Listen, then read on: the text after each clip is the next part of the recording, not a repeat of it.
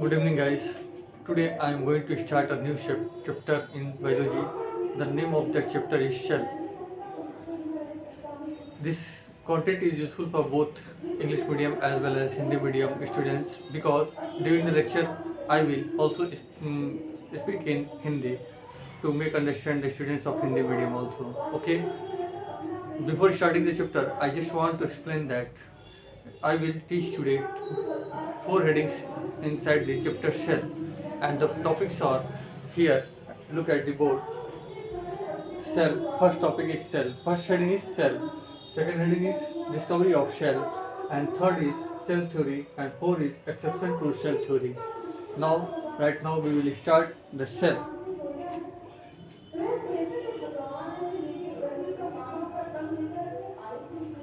First of all, what is shell?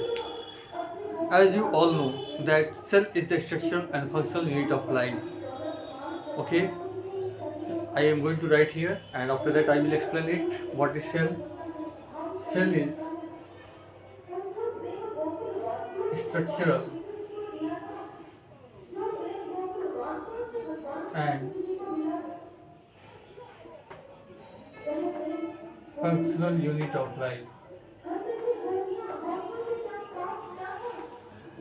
Here there is definition of shell. Cell is the structural and functional unit of life. What does it mean?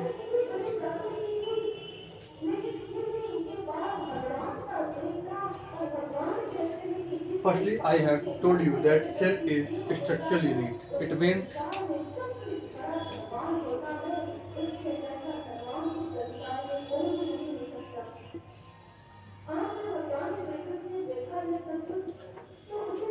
structural unit. First cell is structural unit and second cell is functional unit.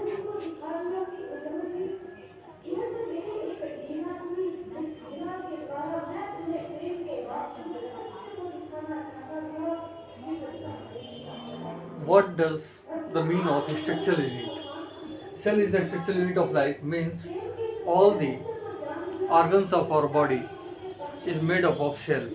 It means all living beings is made up of cells. It means the body structure of any living being is made up of cells. So cell is the structural unit of life.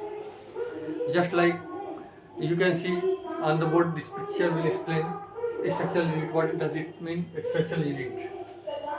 Here, suppose that this is the human body. This is a man. Man. This is the structure of man, and inside it there are many organs are found like liver, lungs, kidney, heart, etc.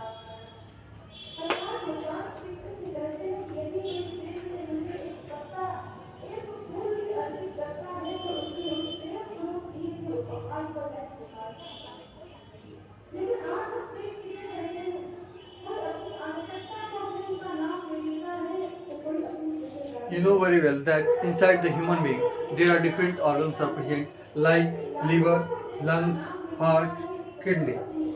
You know all these are organs of the human body, and these organs are made up of several small units known as cell. It means liver is made up of cells. So the cell is a structural unit for the liver.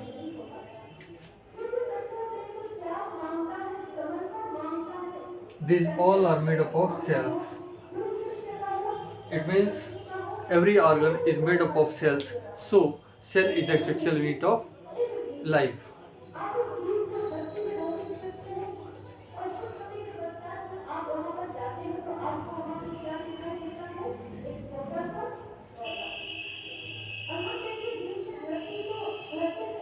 Understand?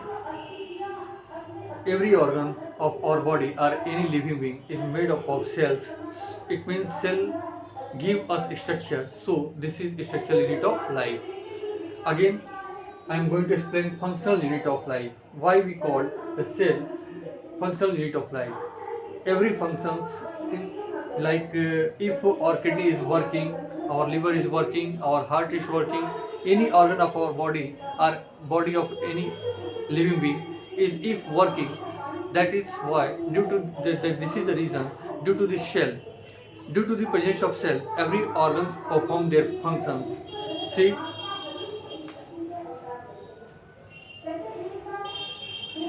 kidney, liver, lungs, these all perform some functions. Kidney perform some functions, liver perform some functions, lungs perform some function. But due to the presence of cell inside it, these all functions are possible. It means for the function of kidney, for the function of liver, for the functions of lungs, the cell is responsible. Due to the presence of cell, these all do the function.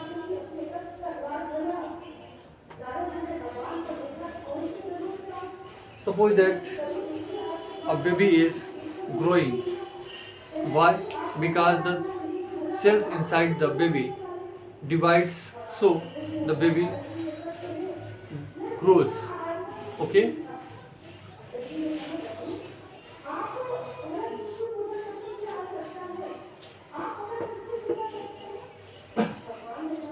Now I am going to explain all these things in Hindi because it will be also useful for the Hindi medium students.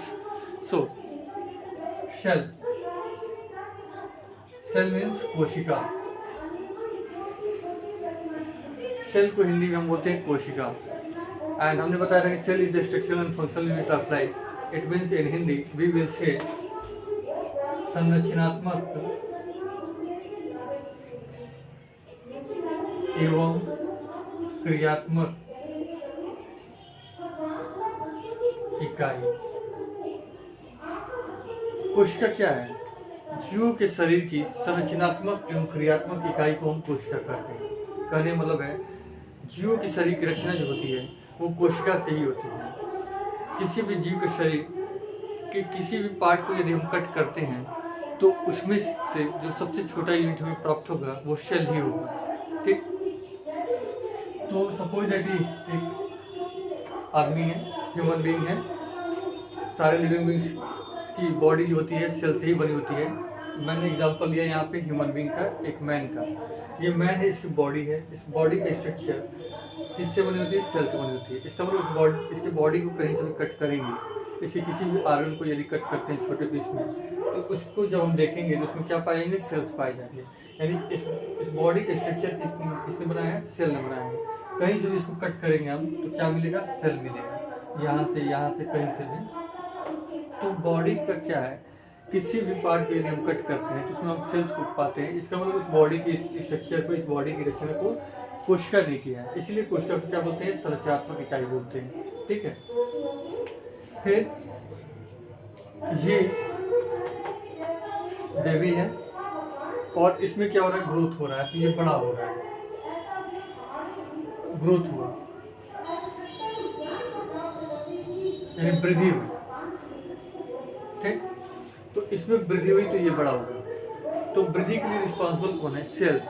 कोशिकाएं ही divide होती हैं और कोशिकाओं के divide होने से शरीर में वृद्धि होती है.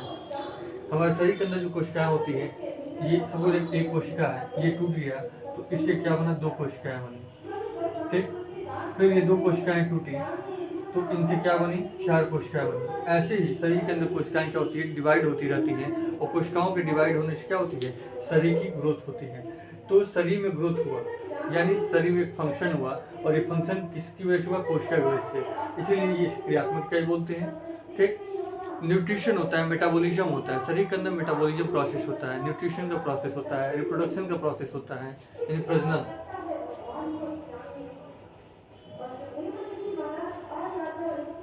श्वसन. ये सारी क्रियाएं जीवों के शरीर के अंदर होती है. प्रजनन भी होता है, श्वसन भी होता है. प्रजनन का मतलब अपनी समान संतान की उत्पत्ति की क्षमता, उसे प्रजनन कहते हैं. श्वसन मतलब आप जानते हैं ऑक्सीजन. ठीक है. श्वसन का मतलब आप जानते हैं, इसको बाद में एक्सप्लेन किया जाएगा. तो प्रजनन हो गया और श्वसन हो गया. ये दोनों ही क्या होते हैं? कोशिकाओं की वजह से ही होते हैं. इसीलिए कोशिका को हम क्या बोलते हैं? क्रियात्मक इकाई बोलते हैं. यानी शरीर में जितनी भी क्रियाएं होती है सभी कोशिकाओं के द्वारा होती है. इसलिए कोशिकाओं को हम क्या बोलते हैं? क्रियात्मक इकाई बोलते हैं. यहाँ स्पष्ट हो गया कि कोशिका हमारे जीव की शरीर की रचना करती है, इसीलिए संरचनात्मक इकाई है, और क्रिया भी करती है, इसलिए क्या है, क्रियात्मक इकाई है। ओके,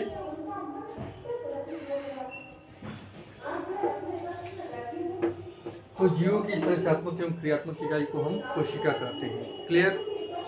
आगे देखिए,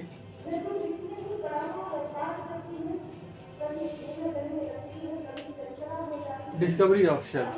सेल की डिस्कवरी सबसे पहले किसने किया था? तो first of all Robert Hooke discovered the cell in dead cell.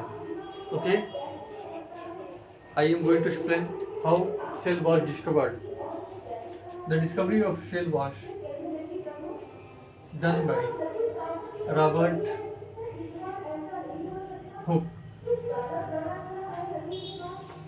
Robert Hooke first discovered the cell inside a dead cell. Okay, in 1665 by self-made microscope. Robert Hooke ने माइक्रोस्कोप के through क्या किया था? 1665 में डेड सेल्स के अंदर इसको देखा था, किसको? सेल को। इन कहाँ पे देखा था? स्लाइस ऑफ कार्क लिया था उन्होंने, स्लाइस ऑफ कार्क लिया था। स्लाइस ऑफ कार्क मतलब समझते हैं आप?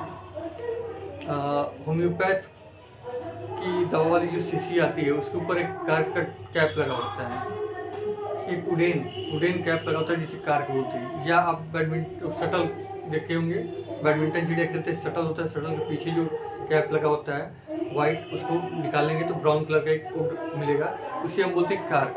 ठीक है, तो कार्क में क्या किया था उन्होंने? जब कार्क में ही उन्होंने क्या किया था, यानी कार्क एक डेड सेल है, और उस डेड सेल में ही रॉबर्ट हुक ने क्या किया था? सेल को डिस्कवर किया था। उन्होंने जब कार्क की स्टडी किया तो देखा कि उसमें हनी कम लाइक बहुत सारे स्ट्रक्चर दिखाई दे रहे हैं ऐसे।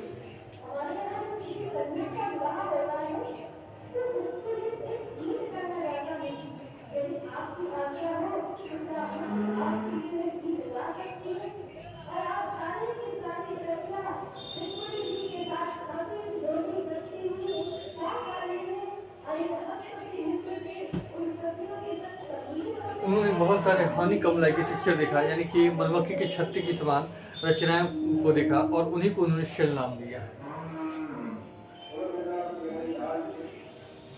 तो सबसे पहले रॉबर्ट हुक ने सन 1665 में कार्क के टुकड़े में की स्टडी किया, और इस डेड सेल में ही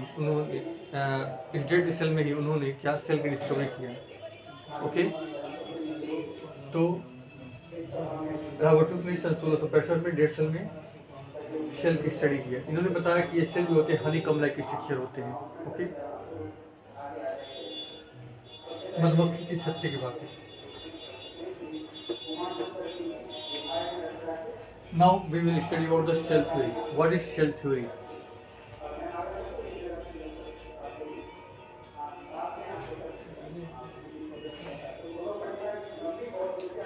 Cell theory was firstly proposed by Schleiden and Schwann. There are two scientists who proposed the cell theory. First Schleiden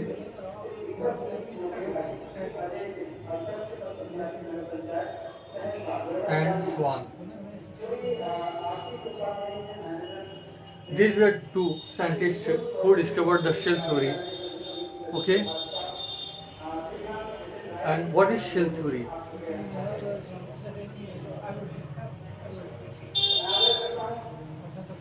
According to shell theory, all living cell is the structural unit of all living beings. Cell is structural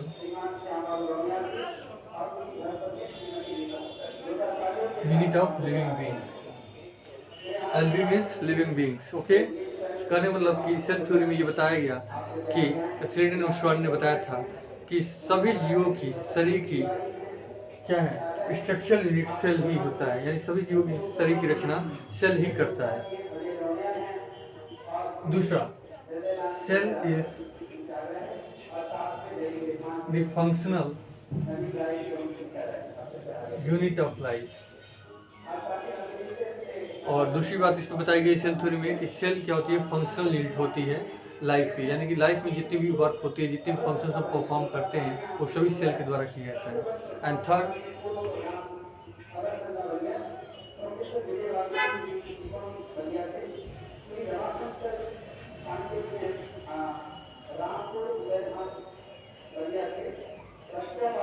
cell is the hereditary unit of living being. इसका मतलब कि cell जो होती है hereditary unit होती है living beings की, यानी कि पेरेंट्स के कैरेक्टर को वो क्या करता है, ऑफस्प्रिंग्स में कैरी करता है, यानी माता पिता के लक्षण को संतानों में पहुंचाने का काम भी सेल ही करता है, इसीलिए सेल को हम हेरिडिटरी यूनिट बोलते हैं।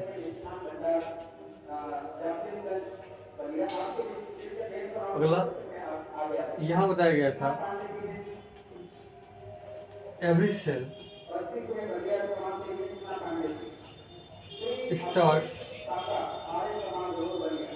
their life by a single cell।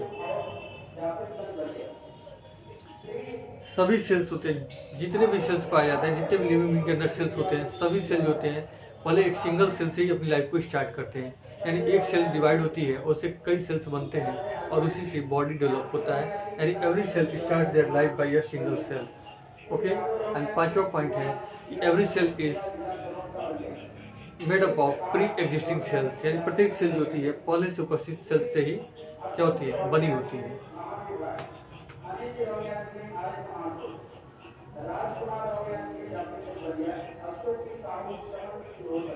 Pre existing cell,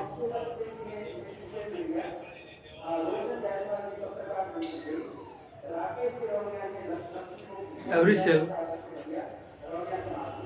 is made up of pre existing cells, या every cell produced by pre existing cells, यानी पूर्व उपस्थित कोशिकाओं से ही नई कोशिकाओं की उत्पत्ति होती है। और ये सेंटेंस दिया था रुडोल्फ विर्को ने, और इसे बोला था उन्होंने ओमनिस सेलुला इस सेलुला।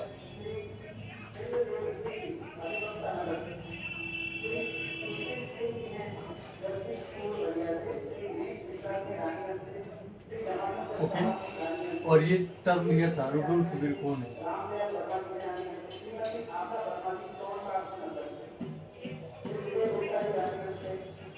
ओके, ओमनिस सेलुला इस सेलुला का मतलब होता है कि प्रत्येक कोशिका जो होती है पहले से उपस्थित कोशिकाओं से ही बनी होती है, और इसी को ओमनिस सेलुला इस सेलुला बोलते हैं, और ये बात बताई थी रुडोल्फ विर्को ने। Okay, very important.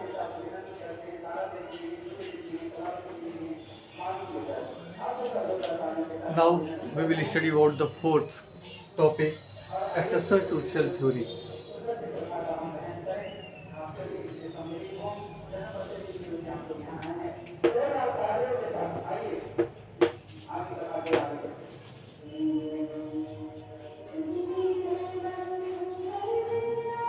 ओके, अभी तक आप सभी ने पढ़ा था सेल थ्योरी के अकॉर्डिंग कि जितने भी जीवों की शरीर की संरचना हुई है या जितने भी फंक्शंस होते हैं सभी सेल द्वारा परफॉर्म होते हैं, यानी सेल ही सब कुछ है, सेल ही जीवों के शरीर को बनाता है। बट यहाँ पे कुछ एक्सेप्शन है, like viruses. Virus A cellular होता है, असेलुलर होता है, मतलब कि उसके अंदर कोई भी कोशिका नहीं होती है। अभी तक आपने यही पढ़ा होगा कि सभी जीव, जितने भी जीव हैं सभी क्या होते हैं, कोशिकाओं से बने होते हैं। बट एक ऐसा जीव है जो कि बिना कोशिका का बना होता है, जिसे हम बोलते हैं वायरस। तो वायरस क्या है, सेल थ्योरी का एक्सेप्शन है, क्योंकि ये सेल का नहीं बना होता है। तो फिर ये कैसे बना होता है, आइए देखते हैं।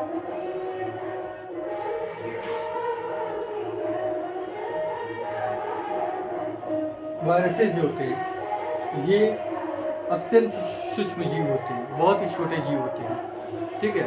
और ये वायरसेस जो होते हैं असेलुलर होते हैं, मतलब अकोशिकीय होते हैं।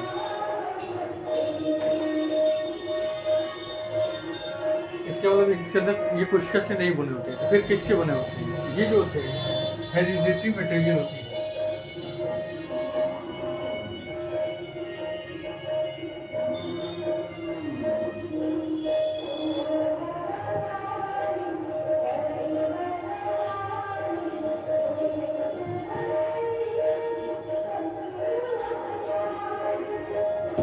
एनक्लोज्ड इन प्रोटीन।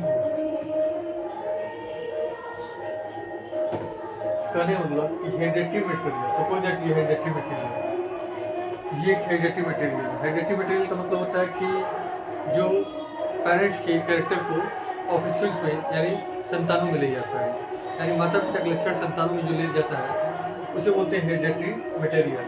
तो हेरिडेटरी मटेरियल दो ही होते हैं, या तो डीएनए या तो आरएनए। तो ये एक हेरिडेटरी मटेरियल है, आप मान सकते हैं इसे डीएनए या आरएनए मान सकते हैं।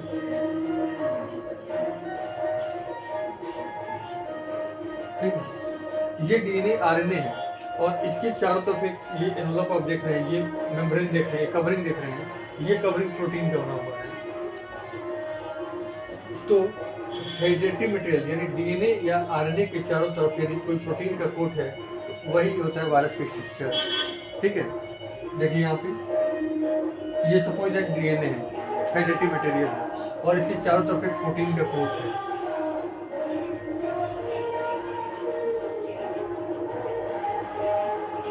एचएम का मतलब शॉर्ट में लिख दिया हमने हेरिडेटरी मटेरियल। ये एक हेरिडेटरी मटेरियल है, यानी डीएनए हो सकता है या आरएनए हो सकता है। ठीक, यही है जो माता पिता के कैरेक्टर संतानों में ले जाता है। तो ये हेरिडेटरी मटेरियल के चारों तरफ प्रोटीन का लेयर बना हुआ है और इन दोनों को हम संयुक्त रूप से बोलेंगे वायरस।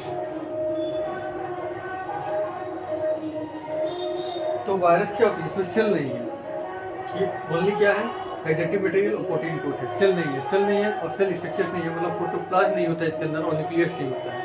इस वायरस के अंदर protoplasm and nucleus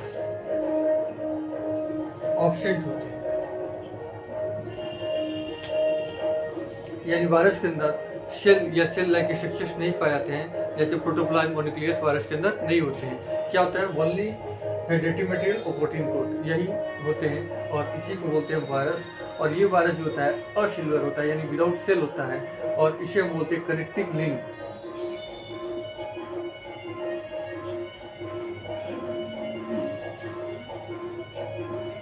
connecting link between living and non living. ये सजीवों और निर्जीवों के बीच की कड़ी होता है, यानी कि वायरस सजीव भी होते हैं, निर्जीव भी होते हैं।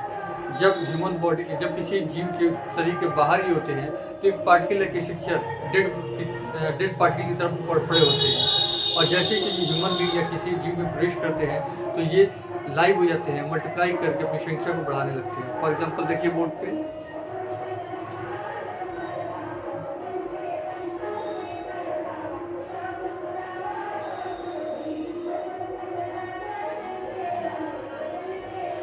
देखिए ये एक वायरस है, ये हेरिडेटरी मटेरियल है, डीएनए है और ये प्रोटीन का कोट इसकी तरफ है। ठीक है, ये डीएनए और ये प्रोटीन कोट है, पीसी लिख दिया प्रोटीन कोट, यानी ये वायरस है। जब तक ये बाहर पड़ा हुआ इन्वायरमेंट में तो डेड पार्टिकल की तरह होता है, डेड पार्टिकल होता है। लेकिन यहाँ पे एक ह्यूमन बीइंग है, जैसे ही ये हवा के थ्रू, एयर के थ्रू, वाटर के थ्रू या फूड के थ्रू हमारे शरीर के अंदर प्रवेश करता है, ये जीवित हो जाते हैं और अपनी संख्या को बढ़ाने लगते हैं।